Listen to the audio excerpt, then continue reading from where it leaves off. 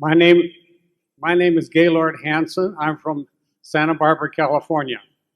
And I'm a rookie as an investor with Berkshire Hathaway because I only started investing last November. And if this is a typical annual meeting, I will be here every first Monday of May the rest of my life. Sure. And we'll be glad to have you. Thanks. Now, I'm very proud to have finally uncovered Berkshire Hathaway and am an investor. But I may have made a slight error in which issue to buy, A or B. I watch my investments rather closely, and I do believe in buying and holding. I don't buy and trade at all. I've got things I bought 10, 15 years ago, and I still haven't, and I've made a lot of money.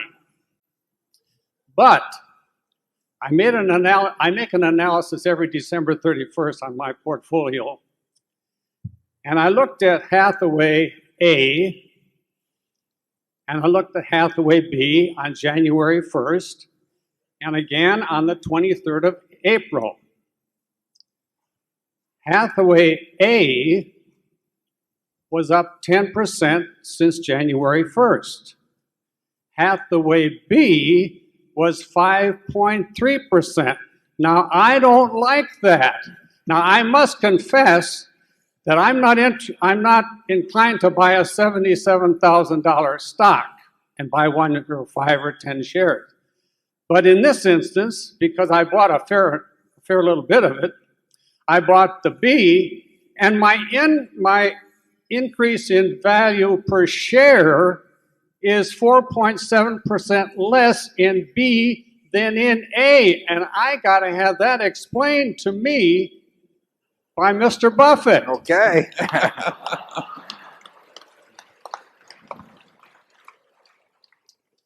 I have one further comment.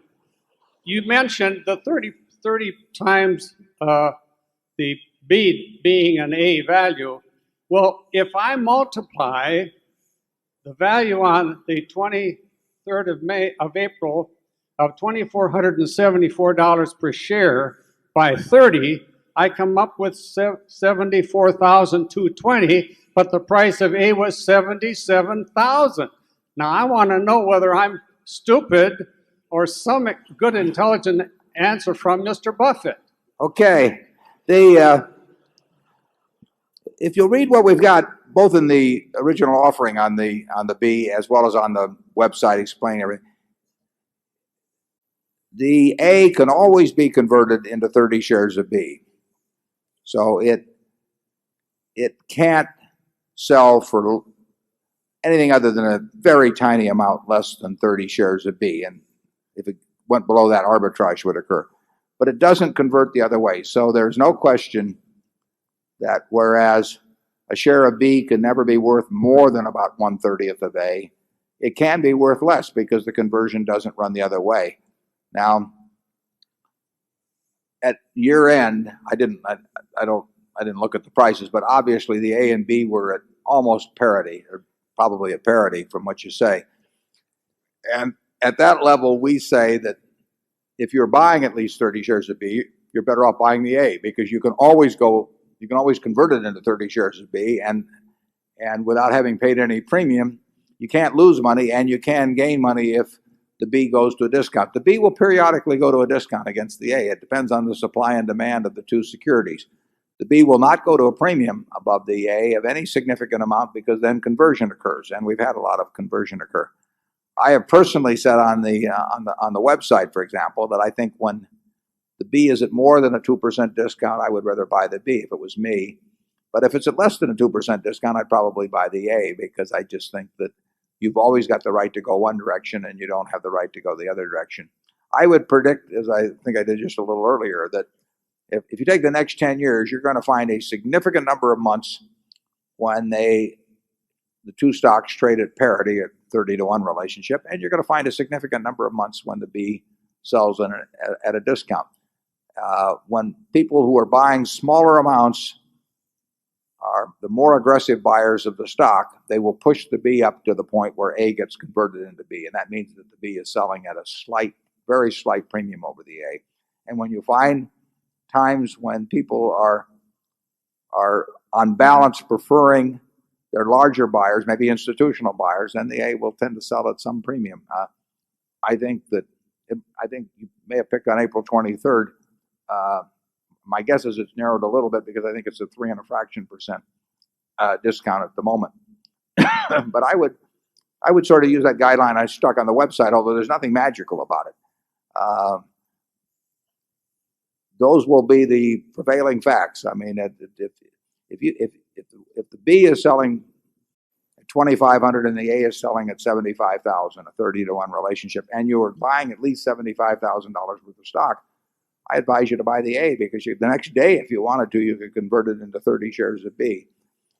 But you can't buy 30 shares of B and convert it into 1 share of A. So I'm not sure on the day you actually bought. If you bought B, it sounds as if you did. On the day that you actually bought B, I don't know whether you were buying it at a discount or not. Most of the time last year, it did not sell at a discount. Most of the time this year, it has sold at a discount. There will be times when it will sell at parity, and there will be times when it sells at a discount. Charlie? Yeah, when you made your original decision to buy the lower priced of the two stocks, you made a mistake. Well, if he was buying at least 30 shares. Yeah. If you were buying at least 30 shares, and now that the B stock is down to such a discount versus the A, Warren is saying he would hold the B. What could be simpler? We'll try and make both the A and B work out fine. But you should understand the relationship of the two, and we tried to be extremely clear about that when we brought out. We had a page which we devoted precisely to that point, and I put this thing up on the website because I was getting some mail that was questioning this. People clearly didn't understand it, so I put this up on the website. And if you click on our homepage, you will see some reference to something else you can click that says the relative situation on the A and B, and I hope it's clear.